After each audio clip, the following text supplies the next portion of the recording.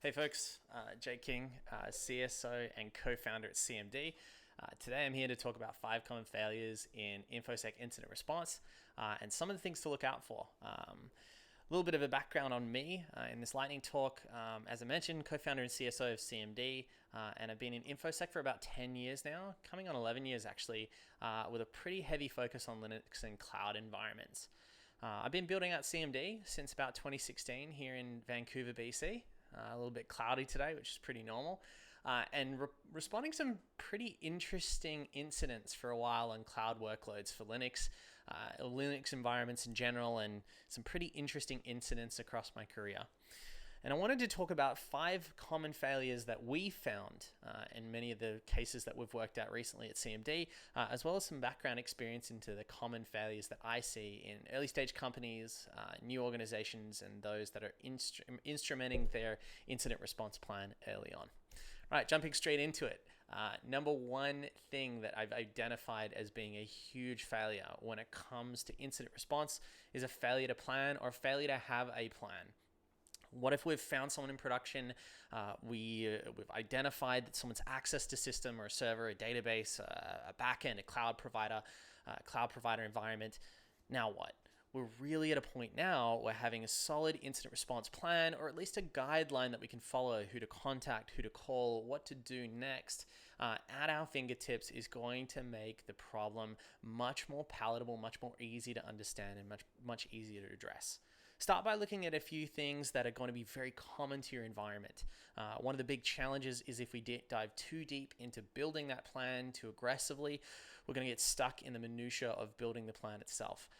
Let's say we've got a 5, 10, 15 step threat model that we're looking to go through. We're going to overestimate in some areas and underestimate in others. Start simple, expand it as you go, and build upon common frameworks. One of the best resources that I've identified in both cloud environments as well as data center and traditional environments is a cloud incident response framework. And the quick guide is an especially interesting one to read if you're new to incident response, specifically for security. Cloud Security Alliance releases this guide, and it has been immensely helpful in building our strategy at CMD and helping our customers to find that strategy themselves. Identifying who actually owns the system is the second failure mode.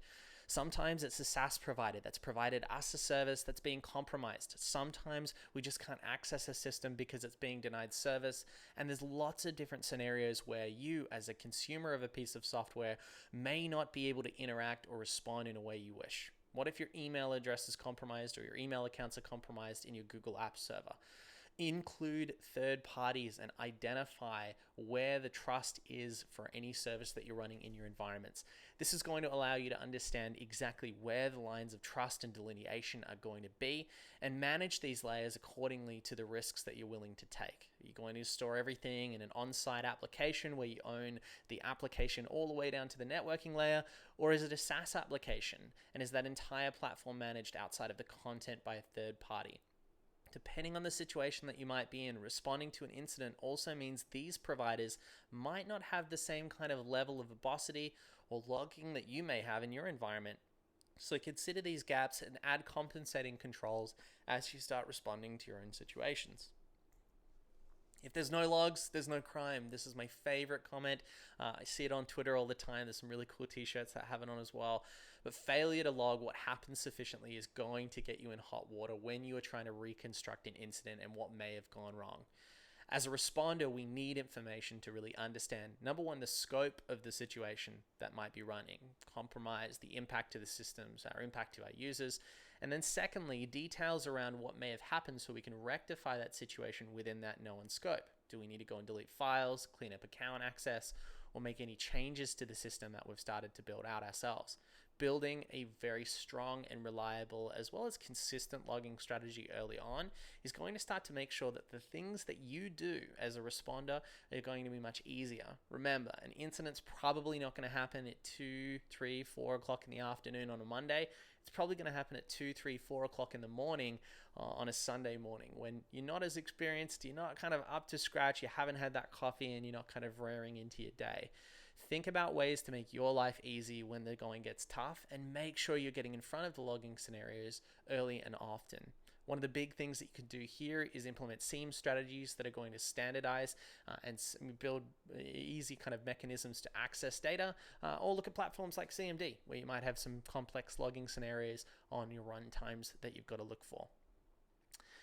Finding that you've built the strategy, you've got the logs, but you don't know how to query the tool, you don't know how to operate the systems that you've implemented, is one of the big failures that we've identified in many companies using tools to respond to a real-time or a live incident. When you haven't run through a scenario where you've tested the response capabilities of a platform, you don't know where the alert's going to go, you don't know how you're going to get notified, or maybe you just don't know how to use the system to respond to the threat, block the threat actor, stop the network attack, deny service to the adversary.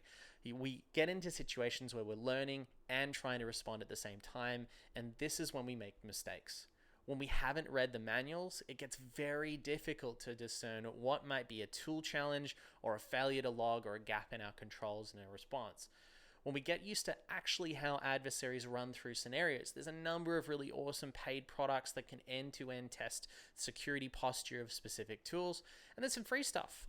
For Linux systems, we use Atomic Red Team by the Red Canary folks to validate and test the controls so we can test our responses as to how we'd actually deal with the situation in a real-world use case in a sane way and in a timely way.